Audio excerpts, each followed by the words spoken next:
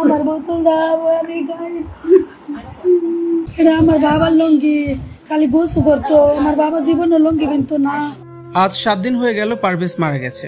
এখনো ছেলের কবরের উপর লুটিয়ে পড়ে কাঁদছেন পারভেজের মা। কাঁদতে কাঁদতে তিনি এখন পাগলের মতো হয়ে গেছেন। তার মুখে শুধু একটাই বলি, পারভেজ, আমার পারভেজ। কি দোষ ছিল আমার ছেলের? কেন তাকে জানে মারলো? ওর হাত পা ভেঙে ফেলতো, তারপরও তো চোখের সামনে দেখতে পারতাম ছেলেটা জীবিত থাকতো। বাবা মা দুজনেরই এখন এই একই কথা। পারভেজ তার ভাই বোনদের মধ্যে সবচেয়ে বড়। ছোট 2 ভাই বোন ভাইয়ের জন্য এখনো কাঁদছে। ভাই তাদেরকে অনেক ভালোবাসতো।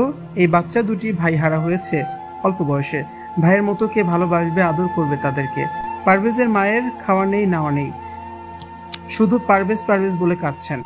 পারভেজকে ইউনিভার্সিটি পর্যন্ত আনতে অনেক ত্যাগ স্বীকার করতে হয়েছে তার বাবা মাকে। এই বৃদ্ধ বয়সে পারভেজের বাবা সংসার চালায়।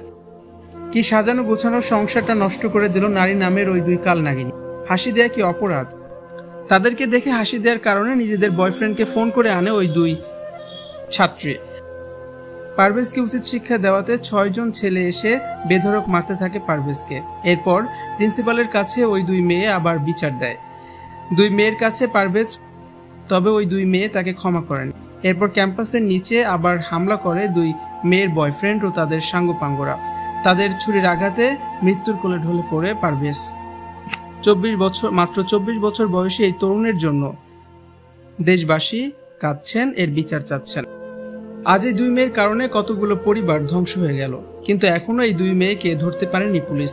এই 2 মেয়ের কি শাস্তি চান আপনি? কমেন্টস করে অবশ্যই জানান, আর ভিডিওটি বেশি বেশি করে শেয়ার করে দিন।